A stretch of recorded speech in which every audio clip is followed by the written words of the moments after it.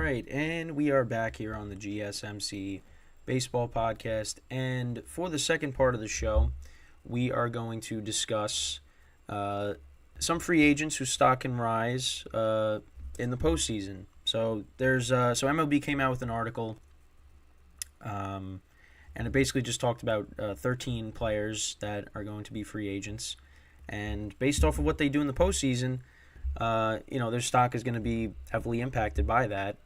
So I thought that was interesting and something to talk about, especially because we didn't have any games yesterday. So I thought, hey, we could do that for today. So the first player that they listed was Aaron Nola, starting pitcher for the Phillies, and so far he's gotten off to a great start. Had a solid start against the Marlins. Now, he's a guy that's kind of frustrating. I had him in fantasy one year as well. One of the more inconsistent pitchers in baseball, because when he's on, he's great, but then when he's bad, he's bad. But like I said, so far he's gotten off to a good start. He pitched well in his final two starts of the regular season, and obviously, pitched very well against the Marlins. And he was good in October last year. I did look at his overall numbers last year, and he was good first part of the playoffs, the wild card series, and the division series. But then when you get to the championship series and the World Series, his numbers, his ERA went up. But listen, if he can go out and have a really good postseason again, and obviously continue, building off of what he just did the other day against the Marlins. There's teams out there that need starting pitching. I mean, listen, their rivals, the Mets, need pitching. And I just talked about the Yankees, them needing pitching. That's just to name a few, or a couple. So if he goes out there and pitches well, teams going to want to get. I mean, teams are always looking for starting pitching. So he's just one that they listed. Also, Sonny Gray is up there as well with the Twins. Now, obviously, Sonny Gray in a big market did not do very well. With the Yankees, they got him from the A's, and he was not good. He just wasn't good.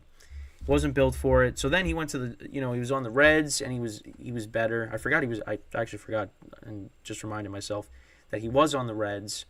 And then he was, I think he was pretty good from what I remember. And then, with the Twins, I mean, he was a Cy Young candidate this year, and he pitched very well against the Blue Jays in the playoff game the other day. So, he's another guy that teams could be looking at to try to get, because once again, teams are always looking for starting pitching, and maybe he stays with the Twins. I mean, depending on what the Twins do, they got him and Pablo Lopez at the top. Joe Ryan as their third starter, because I guess he's going to be the guy that's going to pitch tomorrow. I saw the pitching matchups. Right on MLB, they're still not listed. I mean, I'll check CBS. I think I saw Verlander obviously going for the Astros in Game 1, and then Kershaw was going for the Dodgers. They had that listed on MLB. So, but CBS usually has it, so we'll have to check that out. But yeah, Sonny Gray has looked very good this year. I mean, yeah, he's going to finish top 5 in the Cy Young this year in the American League. So, we'll see what happens with him. He's finishing up a deal that paid him over $42 million over the last 4 years. So, we'll see what happens. I mean, now he's 33 years old. I mean, that's crazy. I just remember him playing in the division series against the Tigers, in 2012. I mean, that just seems like forever ago. And now, now he's almost in his mid-30s, which is crazy. And I just started middle school during that series. So, and then they have another starting pitcher, former Yankee, and that would be Jordan Montgomery. So he was another trade acquisition from the trade deadline. Rangers got him from the Cardinals. So Montgomery's been, traded the last 2 trade deadlines now. The Yankees traded him for Harrison Bader, and then, of course, Rangers were able to get him from the Cardinals. And obviously he's played an important role because, with Scherzer getting hurt and just Evaldi getting hurt as well. So really just injuries in general to their starting rotation. He's played a big role. And listen, I thought the Rays were going to take Game 1, and he shut them down. He really did a great job. And that's really who it's going to be. It's going to be him, Evaldi, Dunning. That's who they got to lean on with Scherzer being out, and of course, even before that with DeGrom being out too. So, but that was definitely a very beneficial trade for the Rangers. Because he's a big part of why they moved on, and again, he continues, building off of that start, and he pitches well here in this series against the Orioles. Teams are gonna. That's gonna make teams very interested. So, I think teams are already interested regardless of what happens. But, and he went 4-2 with a 2.79 ERA in 11 starts after joining the Rangers. So those are good numbers. And he's going to be a free agent for the first time in his career. So, he's going to decide. And teams are going to want to. Teams are definitely going to be interested. So maybe he goes back to the Yankees. Nah, I don't think that's happening. But yeah, he's just. That's another pitcher. Craig Kimbrell, another notable name for the Phillies, and he's bounced around so much since being with the Braves. I mean, he was. Let's see if I can. So he was with the Padres. The Padres got him. He was with the Cubs. He was with the Red Sox. He's with the Dodgers, and he was with the Phillies. I don't know if am I missing any. Oh, White Sox. White Sox he was with. I think I named every team. So yeah, he's been bounced around a lot. So now he's a free agent. He was an all-star this year. Obviously he's older now. He's 35 years old, but I think he's still going to have a market. Teams are still going to be interested in him, and who knows? Phillies could bring him back. But he's another notable name. I mean, there are teams that need closers. And, sometimes he's, a little erratic with his command. We've seen that over the years. But, I think he's still a guy that, if you need bullpen help, he's a guy that teams are definitely going to go after. So that's another player. Hector Neris for the Astros, another bullpen piece. Again, teams that need bullpen help, are definitely going to try to get him to sign with their team. Of course, he's one of their top relief pitchers for the Astros. So, again, the Astros could try to bring him back as well, but he's definitely going to be somebody that teams are going to want to get. And obviously, if you're playing for the Astros or the defending champs, I mean, you want to try and get some of the players from them to better your team. And So, but no matter who leaves the Astros, it doesn't matter because they just continue to, have good seasons. I mean, this year was a little bit of a down season, but they're just a machine. They just keep going. They lose pieces, but they just keep on going. It doesn't even matter. So, but Hector Neris, he's another guy that was listed as well. Kyle Gibson for the Orioles had a rough August. It says here he had a 7.89 ERA in 5 starts, but he did well in September, 2.45 ERA in his final 5 starts. So yeah, he signed a 1-year, $10 million deal with the Orioles last offseason. And, listen, I think if you need like a back of the rotation guy, he could be somebody that you go after. And again, like I keep saying, there are teams that need starting pitching. So he could definitely be somebody that, teams try to get for a cheap deal. So, so it actually says this will be his first starting assignment in the postseason.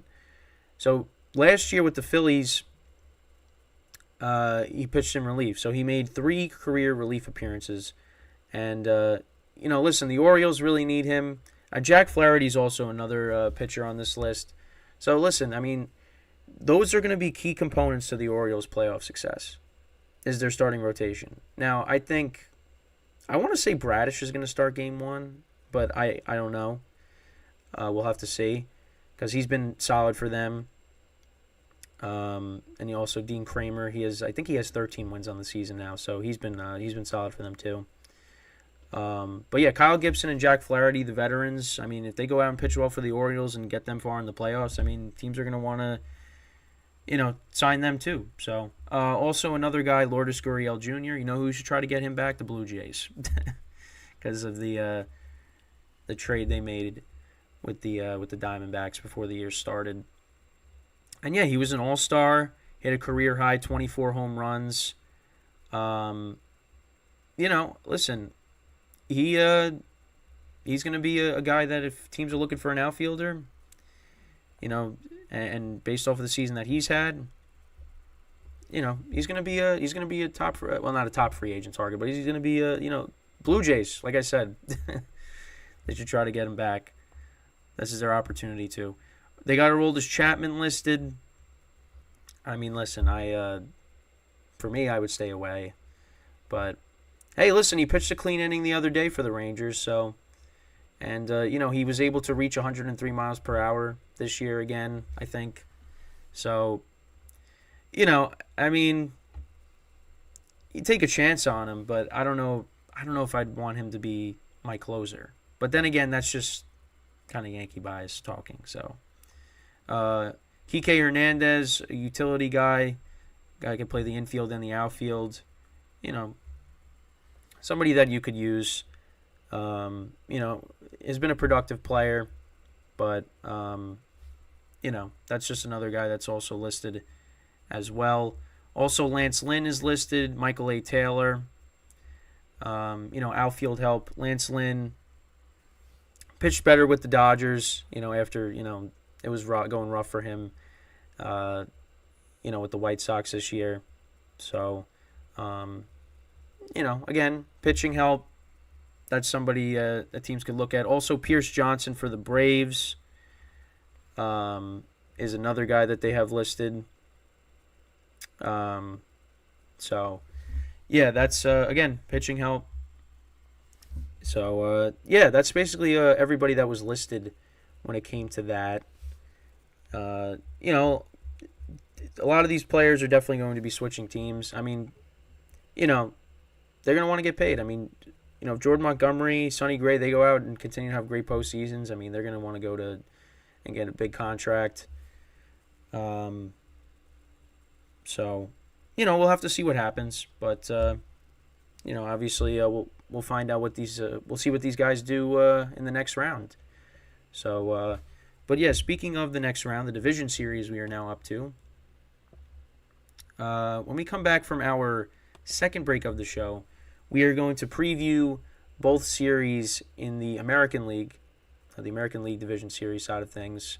So I'll talk about those. I know I talked about them a little bit yesterday, so we'll do that. And then for the final part of the show, we will get into the National League side of things. So, of course, we'll be covering the Rangers and the Orioles. We'll get into that. And then the Twins and the Astros. And both of those games are going to be on FS1/Fox. I don't know what specifically. I think MLB has it listed, but yeah, they'll be. But it's Fox. Yeah. So actually, both series will be on. So FS1. Fox will be for the championship series. So, but that's what we will do when we come back from our second break of the show. So stick around, and we will be right back here on the GSMC Baseball Podcast.